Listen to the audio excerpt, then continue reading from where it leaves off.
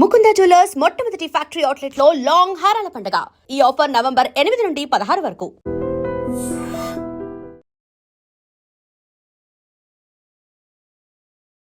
Sir లైఫ్లో చాలా మంది కొంతమంది గోల్స్ ఉంటాయి, కొంతమందికి గోల్స్ ఉండవు. కొందరు ఒక డైరెక్షన్లో వెళ్తుంటారు, ఇంకొందరు డైరెక్షన్లెస్గా వెళ్తూ ఉంటారు. అంటే ఆ ఫ్లోతో పాటు వెళ్ళిపోతూ ఉంటారు. సో అలాంటి వాళ్ళకి మోటివేషన్ అనేది ల్యాకింగ్ ఉంటుంది చాలా విషయాల్లో. సో అలా డైరెక్షన్లెస్గా వెళ్తున్న వాళ్ళకి మోటివేటెడ్గా ఉండాలి అంటే ఏం చేయాలి?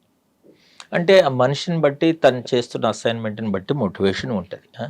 మోటివేషన్ అంటే ఏంటి? ఒక ప్రోత్సాహం. కొన్ని సెల్ఫ్ మోటివేషన్ ఉంటాయి, కొన్ని అదర్ థింగ్స్ ఉంటాయి. ఈవెన్ మోటివేటింగ్ ఫ్యాక్టర్స్ కూడా నెగిటివ్ ఫ్యాక్టర్స్ ఉంటాయి, పాజిటివ్ ఫ్యాక్టర్స్ ఉంటాయి. ఎలా ఉంటుంది అని అంటే, అమ్మ చెయ్యమ్మా, ఇవాళ చేస్తే ఉదాహరణకు మీకు ప్రమోషన్ ఇస్తా, లేకపోతే మీ సాలరీ పెంచుతా. It's a called positive motivation. ఇది కూడా మోటివేషనే. ఇంకోటి నెగటివ్ ఫ్యాక్టర్స్ కూడా మోటివేషన్ కలిపి చేయలేదనుకో, నెక్స్ట్ ఇంకా నువ్వు ఫస్ట్ నుంచి రావాల్సిన అవసరం లేదు జాబ్కు.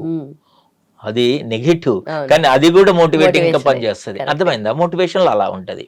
అయితే ఎప్పుడు కూడా మనిషి ఫస్ట్ సెల్ఫ్ మోటివేషన్ నేర్చుకోవాలి. అంటే తనకు తానుకు టార్గెట్లు పెట్టుకొని తనకు తను అచీవ్ అవుతే ముందుకెళ్తాడు. లక్ష్యం లేదన్నా, లక్ష్యం లేకపోతే ఎలా అంటే కక్షలో తిరగని అంతరిక్ష నౌక అంటాం. అంటే ఒక రేడియస్లో ఒక దాంట్లో తిరగాలి, కక్ష అంటున్నా, తిరగని అంతరిక్ష నౌకలాగా. అది ఎట్టిపోతుందో తెలియదు. వాళ్ళు ఏంటంటే వాళ్ళ జీవితంలో అలాంటి వాళ్ళు ఏమి సాధించరు. అలా ఉండడం కరెక్ట్ కాదు. అలా ఉంటే సంబంధిత వ్యక్తులు, పిల్లలు అనుకో, తల్లిదండ్రులు కేర్ తీసుకోవాలి. లేదు నిజంగానే పెద్ద పెరిగినాక కూడా మనకంటూ ఒక గమ్యం ఏంటో, మనకేంటో, మన ప్రయాణం తెలుస్తలేదు అని అనుకున్నాం అనుకో, మనం ఇప్పుడు కౌన్సిలర్స్ ఉన్నారు, మనం వెళ్ళి నేర్చుకోవాలి. నేర్చుకుంటే వస్తుంది. ఎప్పుడు ఇలా మనం ఏంటంటే ఎక్కువ సాధించిన వాళ్ళ అంటే స్టోరీస్ కానీ, లేకపోతే వాళ్ళ చరిత్ర కానీ, బయోగ్రఫీ కానీ చదువుతూ ఉంటే మనకు ఒక ఇన్స్పిరేషన్ లాగా ఉంటుంది. ఇప్పుడు వివేకానందుడు అంత చిన్న వయసులో అంత గొప్ప వ్యక్తి అయ్యాడు. శంకరాచార్యులు కూడా చాలా చిన్న వయసు, 30+ వివేకానంద కానీ శంకరాచార్యులు 30+ చనిపోయారు.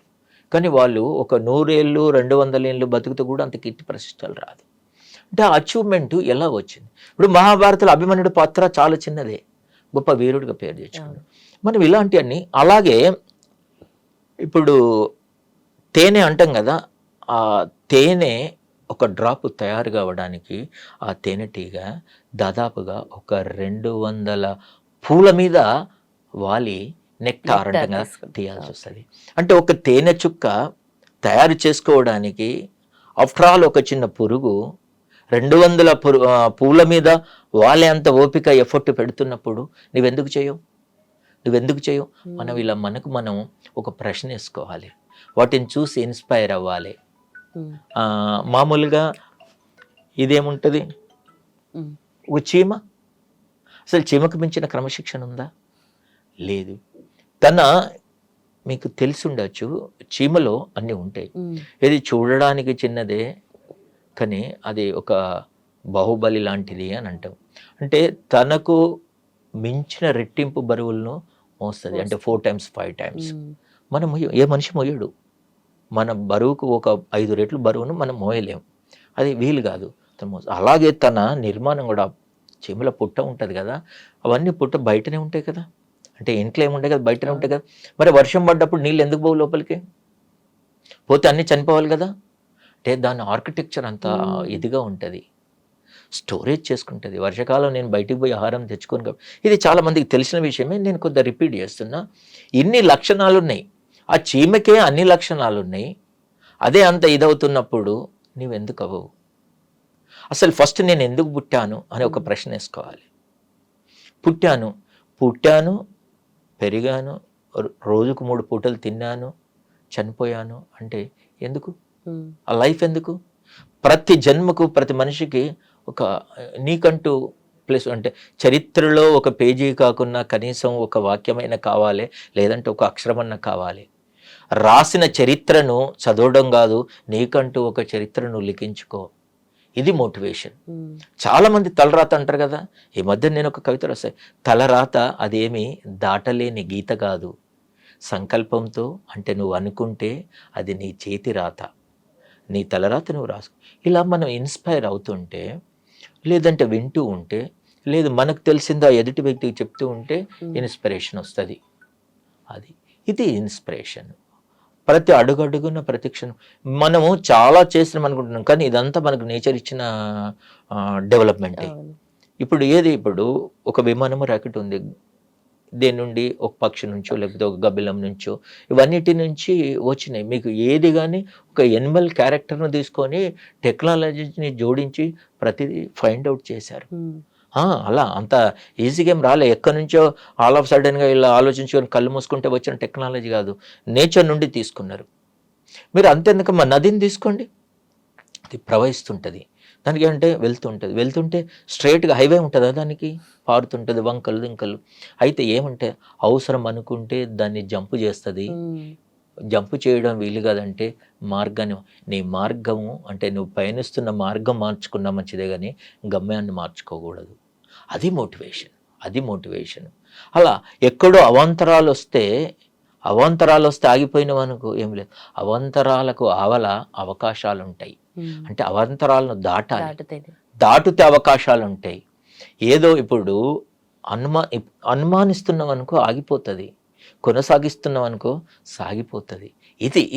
ఇలా మనం అనుకుంటే ఎప్పుడు కూడా నేనేమంటా అంటే వాళ్ళందరూ మనం ఇప్పుడు ఎవరెవరైతే గొప్పవారు అని చెప్తున్నామో వాళ్ళు మామూలుగా మొదట గొప్పవారు కాదు, వాళ్ళు సాధించిన తర్వాత గొప్పవారు అయ్యారు.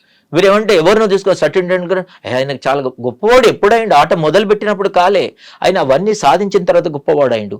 అంటే మామూలుగా ఉండే గొప్పవాడు అయిండు కదా, మీరు ఎందుకు గారు, నేను ఎందుకు గాను? ప్రతి దానికి ఒకటి ఉంటుంది. నేనేమంటా అంటే మీకు బాగా ఇంటెలిజెంట్ అనుకో, మీరు ఒక 2-3 అవర్స్ చదివితేనే మీరు అది కంప్లీట్ చేయగలరు అనుకుంటే, నేను కొద్దిగా యావరేజ్ స్టూడెంట్ అనుకుందాము, ఇంకో 2 అవర్స్ ఎక్కువ తీసుకోవాలి. అట్లాగే మొన్న కూడా ఎక్కడ సందర్భంలో ఉన్నా వెహికల్ మీది 1000 cc, నాది 800 అనుకో, ఫలానా మీటింగ్కో ఎక్కడికో ఫంక్షన్కి 10కు రీచ్ కావాలనుకోండి, మీరు 9కు బయలుదేరినా కానీ మీరు 10కు రీచ్ అవుతారు, మీరు స్పీడ్కి వెళ్ళగలరు, మీ సీసీ వెహికల్ ఎక్కువ స్పీడ్ కాదు. అది 800 ఎక్కువ లేదనుకో, నేను 8కి బయలుదేరుతా. మనం అలా ప్లాన్ చేసుకోవాలి. అలా అవుతే మోటివేటింగ్గా ఉంటాం. మనకు మన మైథాలజీలో సాధ్యం కానీ లేవమ్మా. మీరు ఏదన్నా తీసుకోండి, నేను దానికి మైథాలజీలో మన ఇండియన్ మైథాలజీ, మన హిందూ మైథాలజీలో ప్రతిదీ ఉన్నది. ఇప్పుడు సాధించడం చనిపోయిన భర్తను బతికించుకుంది సతీ సావిత్రి. అంతకు మించిన మోటివేషన్ ఏముంటుందమ్మా? అంతకు మించిన మోటివేషన్ ఏముంటుంది? ఇప్పుడు అలాగే ఫ్రెండ్షిప్, ఉడతా సహాయం చేసింది భారతి కట్టడానికి. ఇలా చాలా ఉంటాయి. మనం ప్రకృతిని చూసి కూడా ప్రతిదీ నేర్చుకోవచ్చు, మనం ఇన్స్పైర్ అవ్వచ్చు. ఒకవేళ తనకు తను కానప్పుడు తన తోటివాడా, మిత్రుడా, ఫ్యామిలీ మెంబరా, లేదంటే నిజంగానే కౌన్సిలింగ్ పోతే, మోటివేషనల్ క్లాసెస్ వింటే ఖచ్చితంగా మోటివేట్ అవుతాం. ఏదైనా మనము చేయొచ్చు. షార్ప్గా ఉండాలి, స్మార్ట్గా ఉండాలి, పాజిటివ్గా ఉండాలి. ఇలా ఆలోచిస్తే టార్గెట్ కూడా ఎలా చేయాలని అంటే మోటివేటింగ్గా మనకు క్లారిటీ కూడా వస్తుంది. ఎప్పుడు అచీవ్ చేయాలి. నేనైతే మళ్ళీ చెప్తున్నా, ఎవరన్నా ఇంకా చాలు అంటే ఆగిపోతున్నా అంటే ఆగాలి. ఎప్పుడు అంటే ఆశ శ్వాస 2 కవల పిల్లలు ఒకేసారి ఆగిపోవాలా అంట. ఆశ ఆగిందంటే శ్వాస ఆగాలి. నీ ఆశ శ్వాస ఉన్నంత మట్టుకు ఉండాలి. ఆశ అంటే అసంతృప్తిని కాదు, అన్వేషణ. ప్రతిరోజు ప్రతి మనిషి నిత్య అన్వేషగా ఉండాలి. ఏదో ఒకటి సాధిస్తూ ఉండాలి, సాధించడానికి ప్రయత్నిస్తూ ఉండాలి. యత్నిస్తూ ఉంటే ప్రతి యత్నము ఏదో ఓ రోజు ఫలితాన్ని ఇస్తుంది అని ఒక చోట రాసుకున్న నేనే. ఖచ్చితంగా ఒక అగ్గిపుల్ల ఎంత జ్యోతి వెలిగినిచ్చి ఆరిపోతుంది, తాను ఆరిపోతున్నాను ఎన్నడూ అనుకోలేదు. అలా మనం ఒక గొప్ప కార్యం కొరకు త్యాగం చేస్తే ఇలా ఉంటుంది. మోటివేషన్ ఈచ్ అండ్ ఎవ్రీ స్టేజ్లో, ఈచ్ అండ్ ఎవ్రీ ఐటెంలో ప్రకృతిని చూస్తే చాలా ఇప్పుడు ఒక్కటి చివరిగా చెప్పే, సూర్యుడు ఉన్నాడు, ఆయనను ఏమంటామంటే అనంత ప్రకాశకుడు అంటాం. నేను చాలాసార్లు వాడతా, కొన్నిసార్లు అనిపిస్తుంది మళ్ళీ వాడుతున్నామేమో అని. కొన్ని గోల్డెన్ వర్డ్స్ అలాగే ఉంటాయి. అంతే, మనం ఎన్నిసార్లు చెప్పుకోవాలనిపిస్తుంది. ఇప్పుడు అమ్మ ప్రేమ విసుగు చెందుతామా? ఈవెన్ అన్నం తినడం అంటాం చూడు, మనం మన భోజనం అది దాని మీద విసుగు వస్తుందా? మీరు పిజ్జా తినండి విసుగు వస్తుంది, ఇంకా స్వీట్ తినండి విసుగు వస్తుంది, భోజనం విసుగు రాదు. ఎవరికైనా భోజనం మీద విసుగు వచ్చిందంటే ఆయన దగ్గర అవుతున్నట్లు లెక్క. అర్థమైందా? కొన్ని విసుగు రావు. దీన్ని ఏమంటే సూర్యుడు అనంత ప్రకాశకుడు. ఎందుకు? నిరంతర శ్రామికుడు, 24 గంటలు పనిచేస్తుండు. అందుకే అనంత ప్రకాశకుడయ్యాడు. ఇలా మనం అనుకుంటే గూస్ బంప్స్ అంటాం, రోమాంచితం అంటాం చూడండి. ఖచ్చితంగా ఇలాంటి వింటే మాట్లాడుకుంటే ఖచ్చితంగా మనం ఇన్స్పైర్ అవుతాం. ఇప్పుడు ఎందుకు మనిషి నిజంగా ఈజీగా మోటివేట్ అవుతాడు? ప్రాపర్గా మోటివేట్ చేస్తే ఏదో చిరంజీవి సినిమా ఏదో యాక్షన్ ఓరియంటెడ్ సినిమాకి పోతే అక్కడ ఫైటింగ్ అవుతే వీడు పిడికిలు బిగించుకుంటుంది మనకు తెలియకుండానే. వీటిని కరెక్ట్ తెలుగు అసంకల్పిత చర్య అంటారు. అంటే మనకు తెలియదు. ఇలా అంటే మీరు ఇంటెన్షనల్ కాదు, కనుబొమ్మలు కనురెప్పలు ఇట్లా వాళ్తాయి చూడు, మీరు కావాలని చేయరు, మీకు తెలియకుండా. వీటిని అన్నిటినీ అసంకల్పిత చర్యలు అంటారు తెలుగులో. అంటే అలా అవుతుంది. అంటే మనిషి నిజంగా మోటివేట్ అవ్వడానికి అనుకూలంగా ఉన్న ఐటమ్ అనుకుందాం. కాబట్టి అవుతారు. కొందరికి ఎక్కువ టైం పట్టచ్చు, తక్కువ టైం పట్టచ్చు.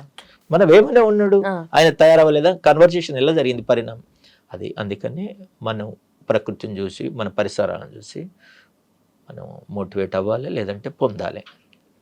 Thank you. And for more videos, Please subscribe to iDream. Please subscribe to iDream. Please subscribe iDream. And please subscribe to iDream. For more videos, subscribe to iDream. please like, share and subscribe to the channel. Congratulations, iDream. Subscribe to iDream. Subscribe to iDream. So subscribe to iDream Media. iDream ki iDream team andarki huge congratulations. Please subscribe iDream Media. Please subscribe to iDream. Subscribe iDream. Please subscribe to iDream. iDream అంటే నా కళల ఛానల్ను subscribe చేసుకున్న నోరు తిరుగుతలేదు, మీరైతే గంట గుర్తు కొట్టండి. For more such videos, please subscribe to iDream. Subscribe to iDream. Please subscribe to iDream. Please subscribe iDream Media. Please do subscribe to iDream. Please subscribe to iDream Media. For best entertainment and information, please subscribe iDream. And don't forget to subscribe to iDream.